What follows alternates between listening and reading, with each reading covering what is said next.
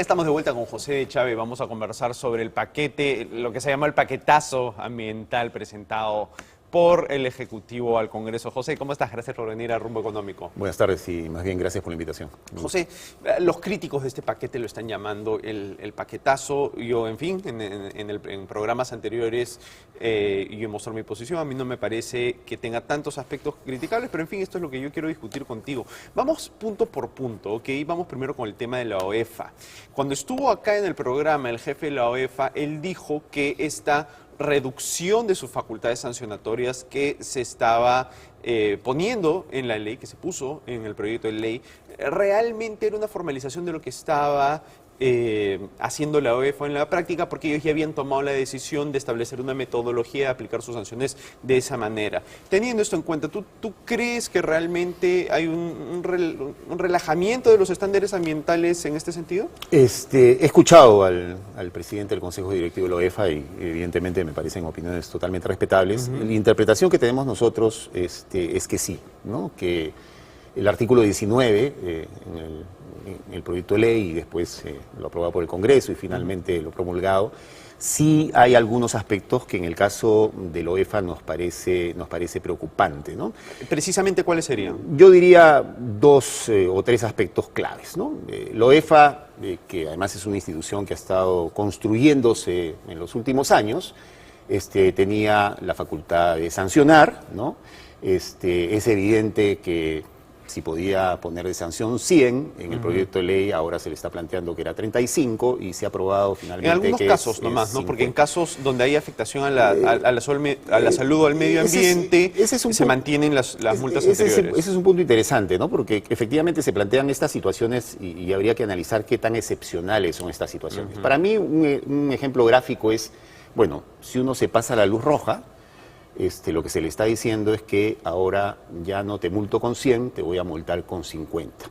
Pero si te pasas la luz roja y matas a una persona, bueno, ahí sí te sanciona. Ahí sigue habiendo la multa completa. Si te pasas la luz roja y estás alcoholizado, te pongo la multa completa. Claro. Si te pasas la luz roja y, por ejemplo, me doy cuenta que no tienes brevete, se dice en el punto 2, actividades que se realicen sin contar con el instrumento de gestión ambiental, es decir, las actividades ilegales, te pongo la multa completa. Y si eres residente, si eres un chofer de combi que tiene 100 papeletas, entonces son situaciones excepcionales, pero lo concreto es que... Pero digamos, son las graves, ¿no? Efectivamente, pero lo concreto es que las otras sí hay una reducción significativa. Y ahí yo utilizo, es interesante porque la Defensoría del Pueblo se ha pronunciado y la Defensoría del Pueblo señala que la potestad sancionadora del Estado, en este caso de la OEFA, se ve afectuada, ¿no?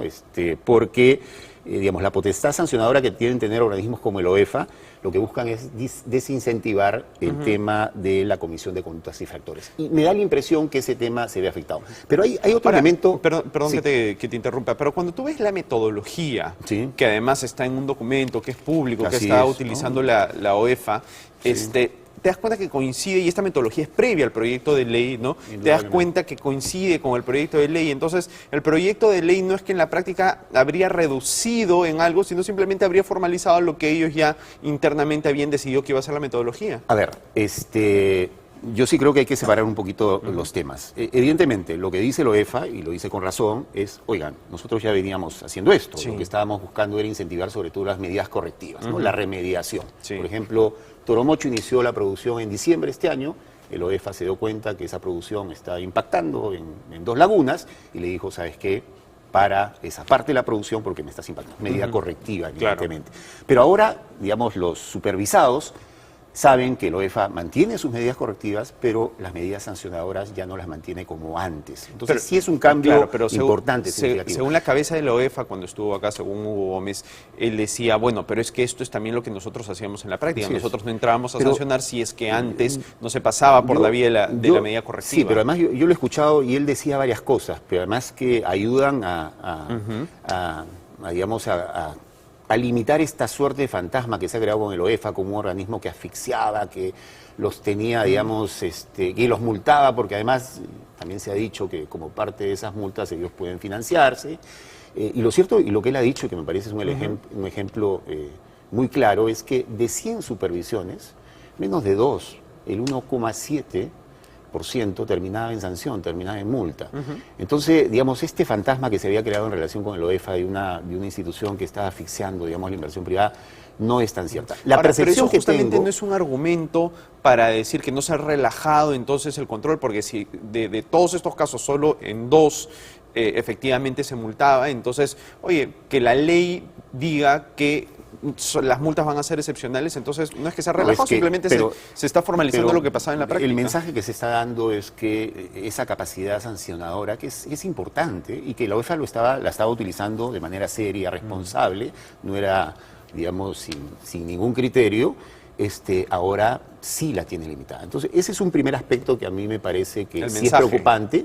Y por supuesto es discutible, ¿no? Es totalmente respetable las opiniones del presidente de la UEFA. Yo he conversado con varios funcionarios de la UEFA y hay mucha desazón sobre el impacto que va a tener, sobre todo en el desarrollo, en la construcción de una institución que es necesaria, ¿no? En un país. Hablemos ahora de los CIA, ¿no? Se le ha puesto este plazo de 30 días. Yo... a mí me parece que pueden haber casos de EIAs complejos que sí requieran de un plazo mayor, ¿no? Que son excepcionales, pero salvo esas excepciones, ¿cuál sería el problema que se les ponga un plazo de 30 días, ¿no? Porque, o a ti te parece que debería funcionar como viene siendo, que es que no tiene ningún plazo y puede salir y puede demorar lo que sea. No es lo adecuado, sin embargo hay países donde no hay plazos. La Autoridad Ambiental de los Estados Unidos, la Agencia de Protección Ambiental, EPA, no tiene plazos. Claro, pero ahí hay dos elementos. Estados Unidos con la institucionalidad y la burocracia estadounidense, otra cosa es la peruana, ¿no? Sin duda, y se pueden comparar donde hay mayores estándares y mayores exigencias ambientales. Pero yo creo que ahí en el tema de los EIAs hay dos elementos que a mí me parecen fundamentales en esta discusión, que además hay que darla, ¿no? Y de la manera más seria posible. Uno primero es plazo plano, ¿no es cierto? Digamos, es lo mismo un estudio de impacto ambiental de un edificio de 20 pisos que el proyecto Conga. No, de acuerdo. No es lo mismo, ¿no es cierto? Entonces, esta lógica de plazo plano yo le encuentro serias dificultades, serias limitaciones. Entonces, me parece que es un tema preocupante. Quizás ¿no? sí se pudo haber hecho una diferenciación o permitir excepciones en el caso de proyectos, no sé, pues, Conga, ¿no? Ahora, lo cierto es que la gran mayoría de proyectos no son Conga, no son más parecidos al primer ejemplo. Sí, ¿no? pero... O sea, como regla general no necesariamente es malo. Bueno, pero tenemos esa situación, ¿no? Digamos, este es un país donde hay una cartera de proyectos de inversión en minería. Sí, van a haber algunos proyectos y en hidrocarburos y infraestructura. Entonces sí estamos hablando de proyectos significativos. Entonces, esta lógica además ya no son 30 días, ¿no? Con la modificación del Congreso en realidad son 45 días. Entonces, un primer tema que a mí me parece observable, discutible, plazo plano. El segundo tema es, y lo dice también la Defensoría, es no me queda claro cuáles son los criterios técnicos que fundamentan, ¿por qué 30? ¿Por qué no 20? ¿Por qué no 10? ¿Por qué digamos, aprobación automática? Claro, es decir, no hay... ¿Por qué 30 días o 45, 50? Es como, bueno, ¿por qué la mayoría de edad es a los 18 años y no a los 21? Bueno, porque algún plazo tiene que poner, ¿no? Pero en este caso no hay ningún... ¿Ves que no es que algún plazo hay que poner? Tiene que haber un fundamento, un criterio técnico. Si no, realmente no estamos hablando de un fundamento, de una seriedad en la norma.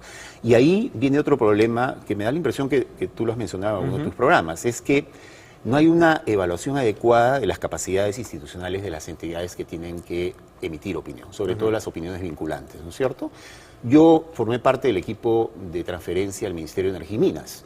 Entonces, cuando uno conoce la precariedad en la cual trabajan esas direcciones generales, 30 funcionarios, 35 funcionarios, en el año 2010, esos 35 funcionarios habían aprobado 140 instrumentos de certificación ambiental, de entre ellos Conga, 22.000 páginas. Uno dice, ¿cómo lo hacen? Claro, entonces, y además debería venir de la mano también con un reforzamiento de la institucionalidad. Ahí estamos. Pero además, ojo, se está diciendo que el funcionario encargado, si no cumple, va a ser considerado como falta grave, motivo de sanción aplicable al régimen laboral. Es decir, hay una presión muy fuerte. Entonces, si no se trabaja ese lado de la institucionalidad, de crear condiciones adecuadas, poner un plazo de 45 días sin ningún fundamento técnico, me parece que es una lógica demasiado... Claro, probablemente se debieron hacer las dos cosas, ¿no? Pero Pero en fin, bueno, a mí me da la impresión que el plazo, poner un plazo es importante, ¿no? No. Pero es cierto que había que reforzar. Ahora, por otro los lado. plazos en el Perú son cortos, ¿ah? En Chile, no estoy comparando los 30 o los 45 días, pero en Chile estamos hablando que el proceso demora 125 días. En el Perú, sumando todos los días,